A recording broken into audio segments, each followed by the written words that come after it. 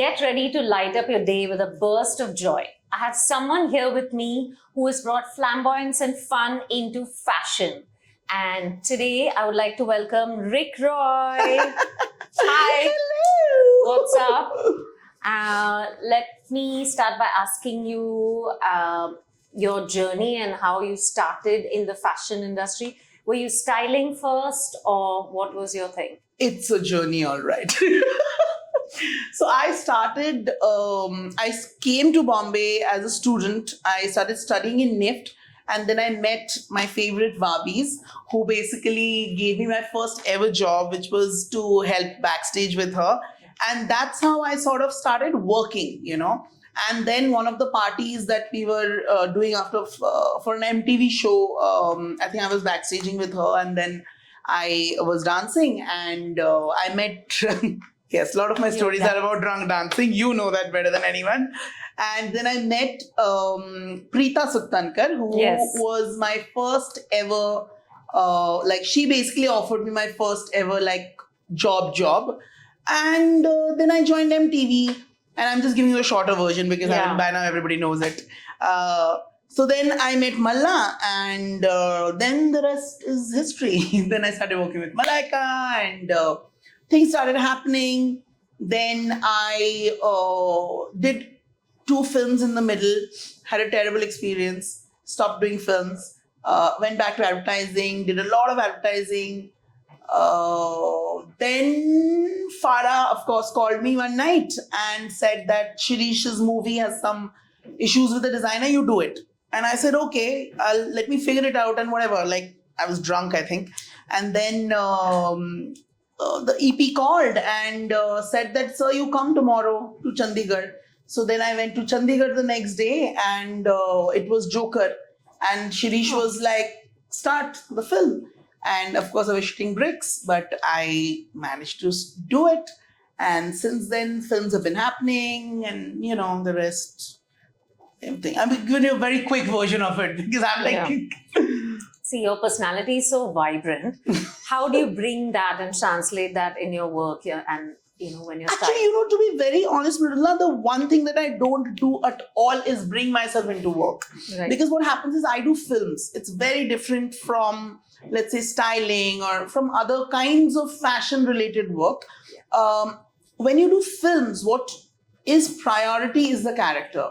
So who I am, what I like, what I don't like, what my personality is, none of that matters. What matters is what that character needs.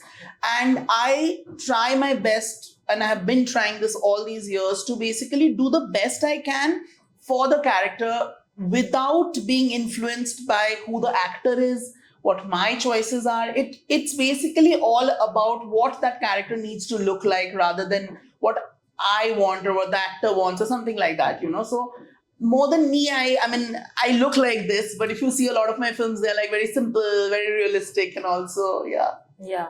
But have you had a pinch me moment in Bollywood that you knew I had arrived? Yeah, honestly, every film release is a pinch me moment for me because I come from Calcutta, I'm generally from a very middle class, sweet Bengali family where we have, nobody could ever imagine that I would be here, I would be doing films, I'll be whatever famous I am, that way. So for me, I genuinely have still not gotten jaded about success. I'm still extremely excited. I've done 30 films, in 10 years. I still go and watch every time there is a release. I see my name. I'm like, oh my God, that's my name. It's so cool.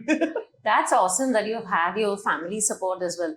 Do you have around your identity and stuff? How did they handle that?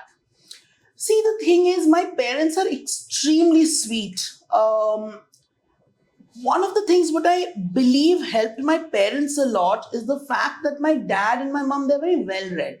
They had an idea of what it is, even if it's not a complete idea, but they were not averse to it because, they're very sweet people. And I don't know how to explain it, but, I feel that parents, when they love you unconditionally, there are 2 different ways of love. I have realized, and I've seen people, I've heard people's stories. one bit is, yes, we love you, but we love you because you represent something as as our son. Yeah. And the other bit of it is absolutely unconditional love. And to some extent, I have experienced that from my parents, because believe me, it's never easy for a father or a mother to accept the fact that your child is different. Forget even, my sexuality, my choices, and all this stuff. The fact that I am different from what the norm is, that is already tough for a lot of parents to accept. So to accept something which is bigger than that is a bigger challenge. But I have to say my parents were very, very supportive. In fact, I did not expect them to be that supportive. When I first spoke to my mom, because see, I grew up gay. It was never like I came out one day and said, oh, hey, I'm gay. I never had that moment. Like, I grew up, I started liking people, and I was like, it's as normal as, anything else. So when I spoke to my mom the first time, I did not come from a space of guilt. It was literally like I was telling mom that, by then I figured what it was, because even for the longest time as a kid, you also don't understand what it is. But I did not really have a guilt, or I did not have any kind of negative emotions attached to who I was, because I was never made to feel like that. Yeah, of course, because you had not heard them talking or trashing somebody Never. In fact, I used to play with dolls. My mom would sit with me and make clothes for dolls with me. So she never said that you're a boy, don't play with the doll. Of course, I was also a soccer player when I was a kid. Yeah. So, the thing is, because my parents never made that judgment of this is right and this is wrong, you're a boy, so you need to do this. When I grew up, I did not have a guilt about who I was growing into. Yeah. So when I came to that understanding of who I was, it was very easy for me to go and tell my mom. And I wasn't very sure about dad, to be very honest. So I told mom that, don't say anything to dad. I'll tell him later. And I don't live with my parents. So then I came back to Bombay. For a year, my dad had known and not told me anything. So the next year when I went back, and he was itching to talk, so he literally came and he said, your mom said something. And I was like, oh God, can't she keep anything in her stomach? So he was like, no. So I, in fact, was very defensive. And I said, oh, but, I'm not sure if you don't want to talk about it, whatever. Yeah. So he said, no, but I'm asking you. See, I don't understand it. I don't want to understand too much of it, because maybe I won't get it. But I just want you to know that you are who you are, and I'm your father, and I love you, and that's it. And I was like, wow, that's the best way you can, sort of deal with it, maybe. And best thing you can do for your child that you love unconditionally, right? I feel when parents put their ego and their family name and that stuff ahead of your child's happiness, that is where the problem is. And Mridula, what are people talking about? What matters is, if you're talking about family name, I'm going to say it very blatantly, dude, I made my parents more proud than many other straight kids in my family, Yeah. So what are you talking about pride and family name? You support a gay kid, or any kid for that matter, you support your child, and that's what it matters. And, eventually he will rise and shine and he'll be great because you supported him, So I don't know. I don't get it, only because I think it's ego a lot of times, which sort of makes you this thing. But thank God that I never had to face it. That way I've been very, very lucky. Yeah, you are. Yeah. To have a loving family. That's awesome. Tell me, what are your thoughts about pronouns? Oh my God, honestly, I can tell you this.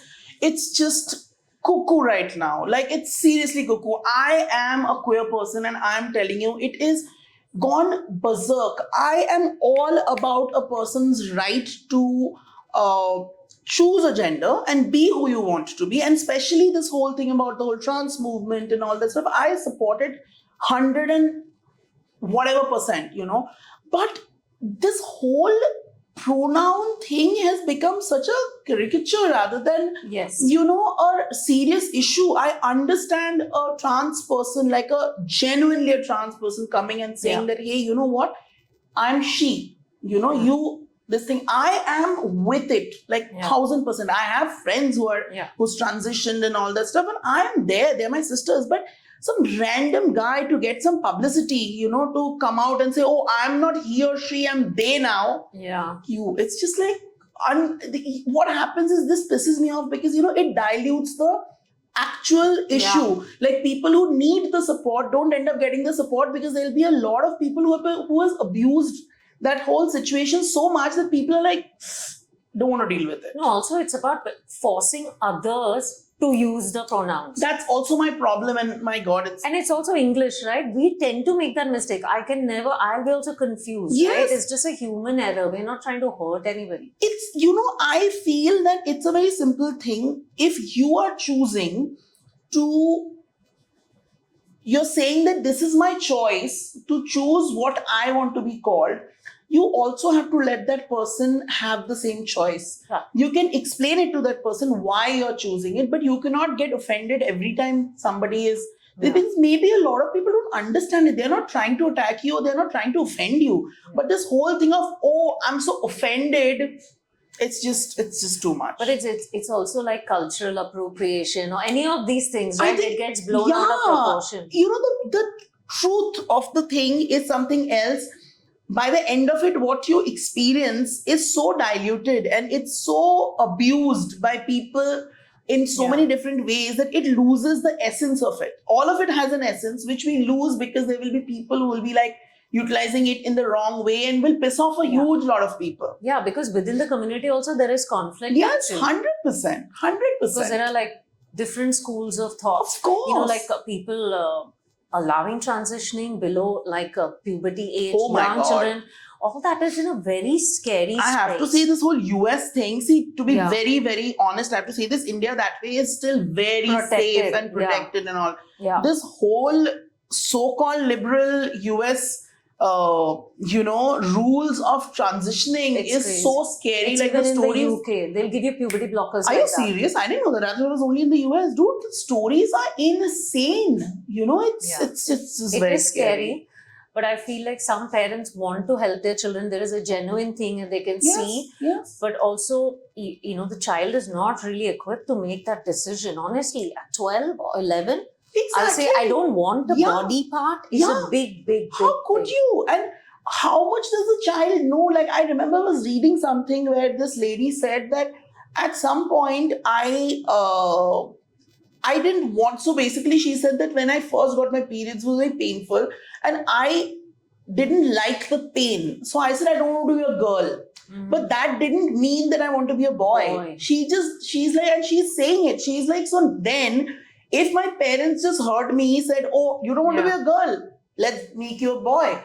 It would have changed my life completely. And she's like, I was a kid at like 9, 10. I just got my periods and I was just not liking the process. And also, I just didn't want that to happen. And she's like, now I'm very, very happy being who I am. So it's very convoluted, this conversation itself is so vast and it's so big. Like, it just takes forever to but I feel like all these body decisions, the government shouldn't be taking. It should be that person's decision and at a matured age. Like tomorrow. Along with the parents. Yes. I mean, even if not the parents, but they should be of sound mind. But then, everybody is right to express themselves. But there's a limit to how much we expect on others.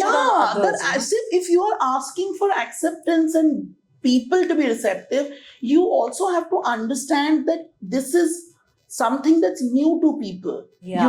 Give them also that little bit of leeway so that rather than getting aggressive and the thing is, Mridula, there is always a difference. You can tell if somebody is reacting out of ignorance versus if somebody is reacting out of hatred. You need to understand that. It's very important. If you understand that somebody is reacting out of ignorance, you teach that person. Don't attack that person back. Of course, if somebody is attacking you, you do attack them back. But there's a lot of conditioning involved in that also, right? You hear your parents or, like even in India.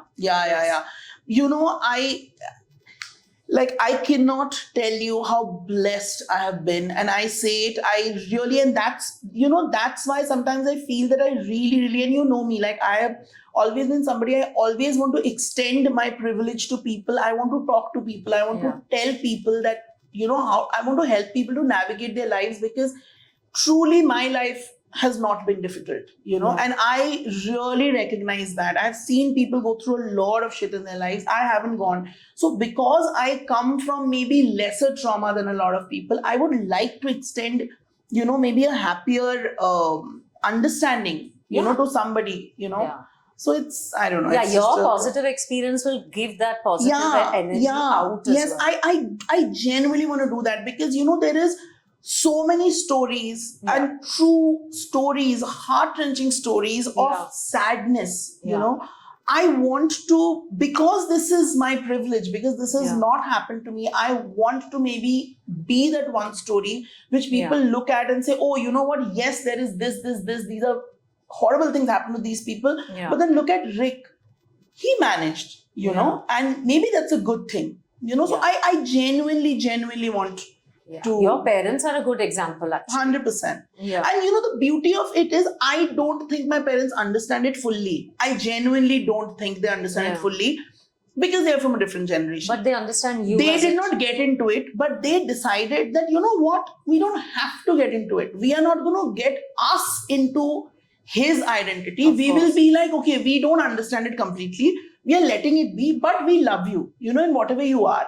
And that's all that matters, Yeah. Anyway, our Indian parents are very intrusive like that. When you see around the also, world. I left home, when I was 17. So it was also very easy, I guess, for my parents to deal with it, to be very honest. If I was staying with them, I was hooking up with people, I don't know how good it would be. But because I don't live with them, maybe, I don't know, maybe it was easier for them. So my point is, Mridula, we also judge parents very quickly, very harshly. We don't understand. They also come from a space where they also have to face a lot, So you might say that, oh, how dare you not accept me, But you don't know what your father is hearing, Yeah, of course. You don't know what somebody is telling your mother. Around, relatives, whatever. Exactly. So, there's a lot of things. So I feel if you are slightly kinder to your parents and to the people who are around, and they are slightly kinder to you, it'll definitely become slightly better for all of us, I feel. Yeah, everybody needs to be kinder. Slightly kinder. How's the dating life in India? Well, where do we begin?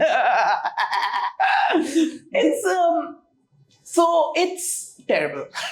That's all. Are there apps and stuff? Of course, there's Grindr, where everybody is. So one of the things which I don't know if straight people know about, we face it all the time. In the whole gay community, there's a huge divide with masculinity and femininity. Okay, so the feminine gay people are lower in rank than the masculine gay people. So even in the gay community, we are basically saying that who are slightly manlier are at a higher level and more in demand. It's like top and bottom. Yes, the tops are more in demand, and the bottoms are not only not so much in demand, but also kind of considered like whatever. So if, and especially Bombay, of course, is very shitty, because it's just like, there's nothing, Grindr will have the same people, and they'll have like paid people who you hook up for money. Of course, Grindr is full of them. Like, ask anybody. Like an escort. Yeah, of course. Anything which is a decent looking guy on Grindr, more or less, will basically eventually tell you that, okay, I charge this much money. They want a sugar daddy. Yeah, that's a big thing, I mean, it can be a one-night payment, it can be a long-term payment. But it's not like a business. You're just like, he's just saying that, okay, this is a service. It's just very shitty, basically. Is it scary also? Meeting of course it is. people? Yeah. So I have not been on Grindr for years, because in the beginning I got on Grindr, and then my favorite thing is sometimes I get on Grindr and literally see the same people. So I'm like, okay, nothing has changed. Just get back. Because I'm like, okay. And you have not seen anybody you know? I know a lot of people who, so basically, who are the people who are on Grindr, and I'm sure everybody will tell me also that, we saw Rick and Grindr also. But it's just a very weird clusterfuck situation, It's like everybody's done everyone, So yeah, like some people are lucky that they have found the people that they want to be for the rest of their life. And I have realized, like in my late 30s, that I'm not even sure, to be very honest, if I want really to be with one person and just like sort of grow old and all that, That was my next question. Finding a good partner for life or being single, what's your... I think being single works for me. This whole conditioning of you need to be with one person and, grow old. Maybe it works very well for straight people still. Maybe not very well either, because you see there's so many people who get married, they're trying to be together, but eventually they end up not being together. In a gay relationship, it's very, very minuscule number of people who manage to get it. So, I also feel that rather than craving something that you are unsure about, which is dictated more by what people think should happen to you, you should make choices based on what you want your life to be. And to be honest, Mridula, I'm very happy where I am and how I am. I have fantastic friends. I have great setup with all kinds of situations. So I'm very happy with my space. I mean, I don't know how I'll grow old. I'm going to ask you some fashion questions. What is the most outrageous outfit you've convinced a celebrity to wear? I think the most outrageous costumes I never had to convince anyone to wear because it was Malaika. So the craziest clothes I have made for Malla, and Malla is the person who will be like, yeah, okay, make sure the fit is correct, no, nothing should pop out, and that's it. That's it. And you can just give her anything, and that she looks lovely. I mean, anything you throw at her, it looks lovely. So she would wear the most like crazy clothes and she will just confidently walk out. I have actually stitched clothes on her. Like, we have literally taken fabric and put it together. She has stood like this. I have literally draped it and stitched it on her, and she has done a full show with it. So looking amazing. Nobody will ever know that those are like hand stitched on her like 10 to 20 minutes before the show. First few shows I had done, and I was like, 16 years old or something. Of course. And she was like there, top ramp model even then.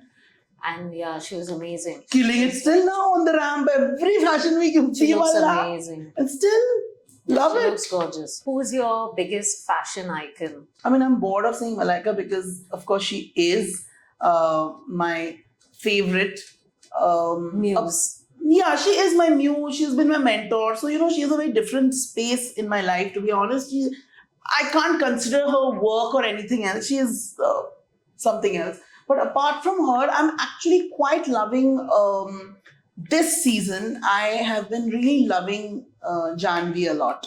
I think there's something so beautiful and innocent, at the same time sexy about her. So I just feel that she is... Janvi Kapoor? Yes. She looks very genuine when she's talking. She's a very sweet girl. I've done a show with her. I've done like one of the shows, the first show that I did with Janvi. The one thing that I would never forget is she's a very kind girl. There was a huge fuck up with the clothes because we got excited and it was a film fair show, and she and me, we both are like, oh, we'll do this, we'll do that, and we have created like these looks which are very red carpet and very glamorous and all. But we realized when they did the tech rehearsal in the one night before the shoot, you realize that the Swarovskis of the world that we have put, they were looking very flat compared to the dancers who were wearing bigger, shinier things. Mirror. In one night, we were supposed to change everything, and there were 6 changes, okay? Wow. Of course, it's like a headache or something. Then, of course, this one... so whatever, her team was helping us out. We were all trying to put those 6 looks together overnight for the next day. And, at 2 o'clock in the night, I got a call from her manager and said that, listen, Janvi was just saying that please tell Rick not to stress over it. Whatever he can do, let him finish the rest of it. We will figure it out, but just tell him not to stress, because I know that he's very stressed and, it's a lot of work overnight. That gesture is so lovely, and it's rare that you sort of get that gesture, especially from actors, So I will always remember that. I always remember small things that people did for me. I love Malaika not because, she's a star and she has value, and I thought it wouldn't even work with her. So it's not that I really have anything to gain from her. I love Malaika because of who she is and who she has been. She's very kind. So the same way I see, one common thread in both? They're South Indian. Oh God! Well, maybe I have a thing for South Indians. What can I say? You do have all the South. Most of them are South Indian. Yeah, actually, yeah, Malan, yeah. No, it's lovely. Who would you most like to collaborate with in the future? In terms of technicians, Yeah, actor or director? actors, I don't know, yeah. I've always said it. I don't look forward to working with actors specifically. Or a because- character? that Yeah, you like think- I look forward to working with producers and directors. Producers because there are certain producers who put in a certain amount of focus on clothes so their films look good, and I would love to be part of this thing. Yeah. Directors, of course, because I am like obsessed with people's vision of stories and all that stuff.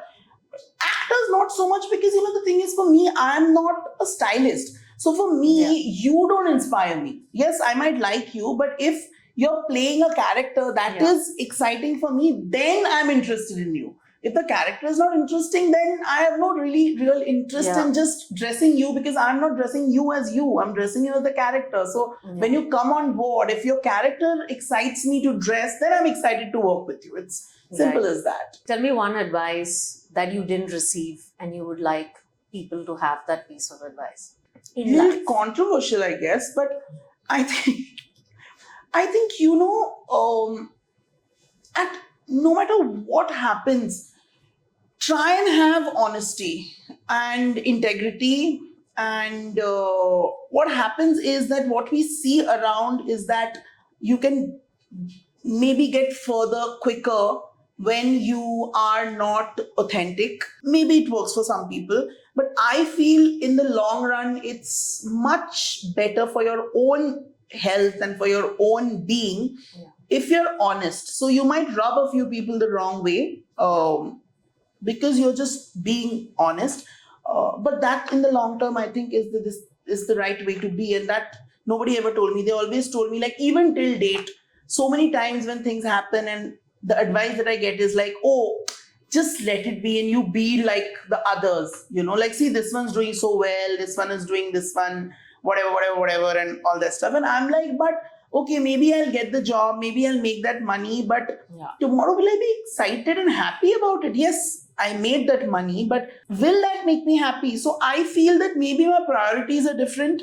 But the advice I would give people is that if you can retain some sense of you and morality and reality, in you, that I think is a better strategy rather than just following what everybody's following to get ahead. And also you have to be honest within yourself.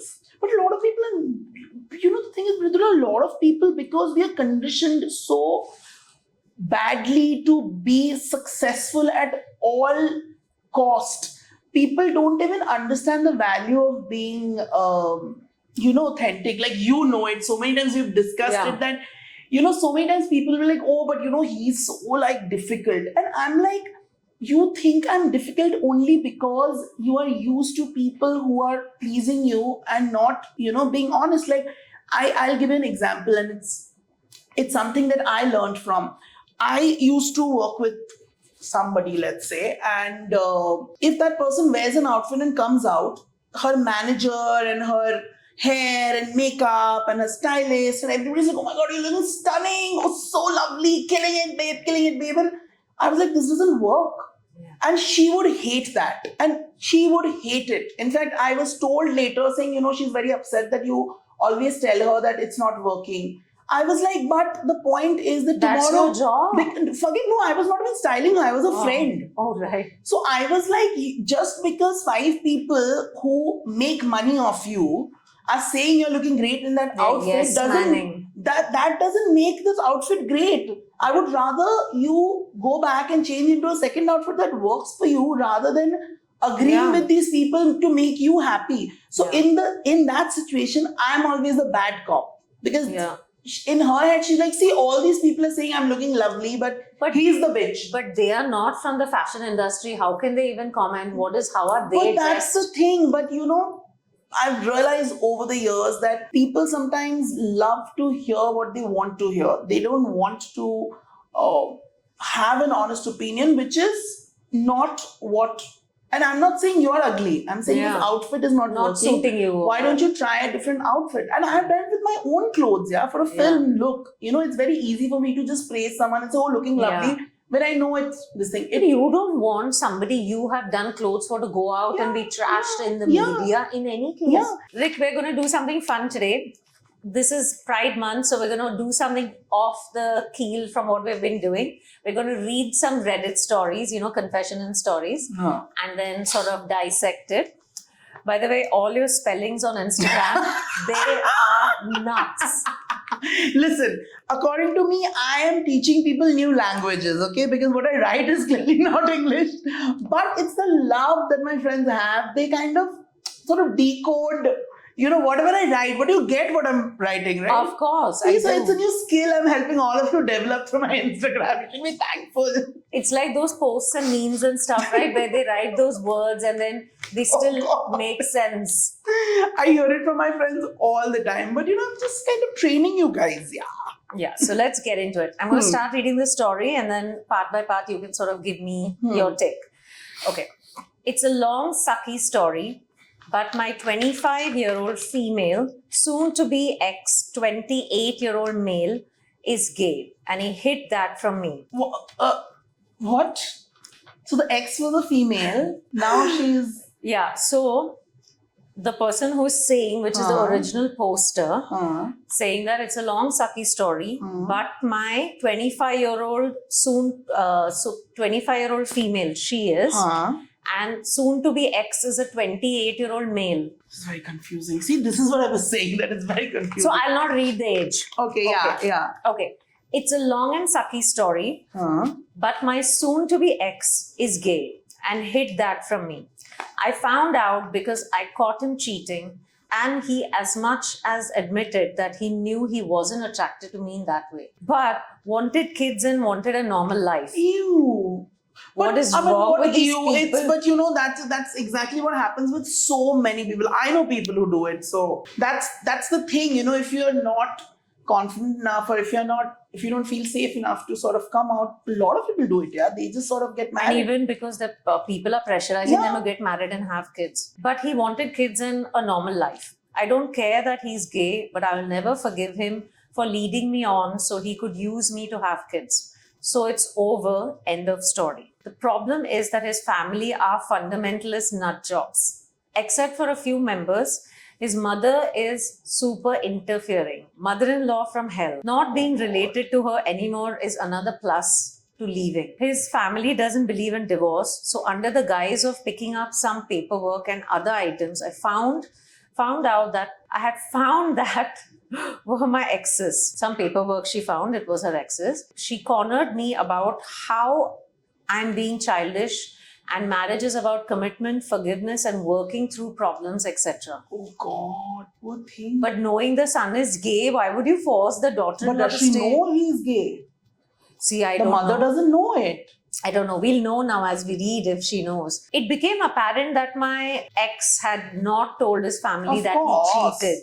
So they must be saying that the marriage has a problem. Yeah. He told his mom that I was divorcing him because we weren't having sex often enough for me. Oh Lord. Oh Lord. But see, that's another problem. You always end up blaming the girl, saying, oh, she's not wonking you enough. But what about, like... Son was not interested in a hole. Of course, he was interested in a pole. Yeah, exactly. Yes. I tried to be patient and explain that he had cheated, and that's why. I wasn't going to go into greater details because I know his parents are, and it's none of their business. Mother-in-law's advice was, I kid you not, was that men are just that way. And if I wanted to have sex more and for him not to stray, I should make myself more attractive to my husband and be a better wife. This is like so by the book, This is crazy, but this is an American story. This is everywhere in India. I know people who have like the same situation happening. But isn't that scary? It's sad. Are they not putting the woman's whole life in jeopardy? But I think the understanding also is that once you're married to a girl and you give her children, your job is done. Then you can do whatever you want. You're legit. Then even if you're seen with a guy, you're like, हाँ पर इसकी तो बीवी बच्चे हैं ना, तो ये तो Can't gay हो नहीं be. सकता. I mean, yeah. Oh So my, you it's get like that an stamp. alibi. It's like an alibi. It had been a sad, hard day already. Not her husband was not. Clearly, Only her day was hard. There was nothing hard. It was just sad. Only her day was hard. That was the last straw. Here's where I might be the asshole. I told her that the Lord. only thing that would make me more attractive to my ex would be a sex change operation. I was going to say a penis.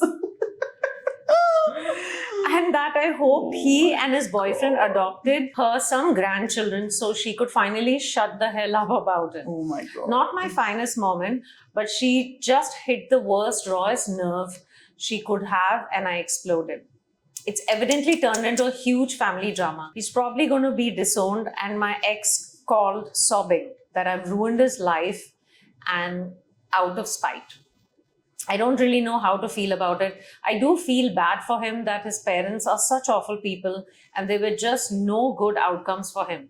But I feel like he made his own bed. The thing is, it's sad, but the most important fact is that he knew he was gay and he went and got married to this girl, which you shouldn't do, to be honest, unless and until it's an arrangement. I know people who have married their friends, but they knew what it was. Like, they've had a discussion and they said whatever, It was and open. all that stuff, So that I understand, but like, to some unsuspecting straight person, you marry them and you make them believe that Yeah. you're in a relationship with them. That's terrible. Yeah, I think a lot of closeted Of gay course, people so many people in do India it. get Get married. Yeah, because as we said, that's a stamp that once you're married, then that's it. There's almost no chance of violence. His family are fundies, but not violent ones. They are more of the Mormon shunning type. Okay, so I think this story is coming from America, where Mormon is like a religion, LDS and stuff. Okay. So one of his cousins came out and left the church. So they're very hardcore orthodox about sort of, church and this and that. Yeah. and they don't even they find you a partner in the order, like it could be, and it's like little bit, dear Lord. yeah, they could be related. It's like, God, you. It's a bit crazy. Ugh. Okay. You'd rather be with a gay, like with a man, than your own cousin. Yeah, that's terrible. So the family, they are passive aggressive, repressed and weird as all get out, but the chances of anyone physically hurting him are extremely low. He's not financially dependent on them and has more than decent job, so he can support himself easily if they kick him out. So he's not in such a hardcore religious family, or he doesn't depend on them. He's known he was gay since before he met me. So that wasn't a new discovery or admission to himself. He has a boyfriend and that he's been dating since 6 months. Before we were married, they only married for 6 months. That's crazy. It's very sad. I went through his computer after catching them in the act and kicking him out. Oh my God. And found the messenger logs and other evidence going back to before he started dating me. He literally set this up so he could have a nice traditional family on the surface to keep his family happy. That's it. He never loved me at all. I was just the first girl to express a sustained interest. Terrible. So that's crazy. What But are it's these not so surprising, Mridula. It's like a story that we hear all the time. Yeah. Even in the community, you hear it all the time, that Yeah. this one got married to that one and this and that and all. But my thing is, I do blame the boy for, being dishonest with Yeah. the girl. But I think, look at the conditioning also. Yeah, we are constantly told that you're going to be ostracized from the society if you are not following the norm. So people who might not be strong enough to, let's say that, screw you all, I'm going to do my own shit, Yeah. they will fall into this trap. So it's not as much as the fault of these people, rather than what our society is conditioning people into, believing. For me, I think that's more important. Yes, this is horrible, But this is like true stories, right? This is happening to people and I happening know to people in India. Yeah, a lot of people, like you and I both know there are people who are obviously gay and then they've gotten married, had a child and had a different life on the side. But that's what it is. That's the reality of it, because our society, if you're creating I forgot what there was a thing that was said that the more stricter you get, the more you rebels you create. Of If you're more course. accepting of everyone's Yeah. way of life, then maybe so many people don't have to rebel against. Yeah, that's what with freedom comes responsibility. If Yeah. you've got the freedom, then you're, And take you're not responsibility. giving people that freedom, so people are going to do what they want to do anyways, but they'll find different ways to hide and do it. Correct. It's just that, but it's very sad. I just feel sad when I hear these things because, I mean, it's the poor girl is suffering. Yeah. Of course, the guy also must be suffering in his own ways if you think about it. But it's like ruining somebody's life. Yes. Is not correct. Yes. Imagine that's the thing, that you're so fucked up in your head that doesn't even Occur to you, that by doing this you're only saving your own ass, because you just want to make sure that people think that you're fine and you're okay, so-called normal. So you will go to any extent to prove that, and one of the furthest extent that you go to is you basically victimize another person, which otherwise maybe you wouldn't. I don't know. It's just very, very sad. It makes me sad. I think the whole world has to be a little bit more open to slightly more accepting of differences. Mridula, the problem is the moment people are not exactly who you are, we try to shun them away. When they don't align with your with your understanding. Your understanding. You don't even want to extend your understanding and say that, okay, maybe I understand this much. Maybe there's something beyond. But most people don't want to do that. So that's where it just gets stuck. So I mean, understanding, like, just being a little more receptive with people, I think is too serious. Yeah. Okay, I'm going to ask you one final question, which is, if I gave you a box and it had before you opened it, you knew that there was stuff in the box that you had lost, or you've not, in your memory, or whatever it is. What is that? Tell me 3 things that you might look for in that box. If I gave you a box of something like memory. 3 things that I lost. Yeah, lost, or you would like to find in a box. I think security, because I left very young. I came to the city when I was 17, and I worked very hard, and I don't have any complaints. I don't complain about my struggle. But what happens is, when you're so young and you're in a new city, you're queer, of course, you're navigating life, you don't always feel secure. I would wish that I felt little more secure when I was younger. Now it doesn't make much of a difference. I feel secure enough in my being. But as a kid, I did feel insecure for a long time. Support related to security as well, because when you're younger, that's this thing. The third thing that I would want in my past is no, I have enough. I genuinely do. I think a little bit of support would have. Yeah. But saying that, I did have a lot of support. So I don't really think there is. My life has genuinely been quite blessed. I can't say that there was one thing that I didn't really have. I did have the support. Maybe little more would have, but there is always more to everything. But no, I think I'm okay. Thanks, Rick, for coming and having this fun chat with me. This was fun.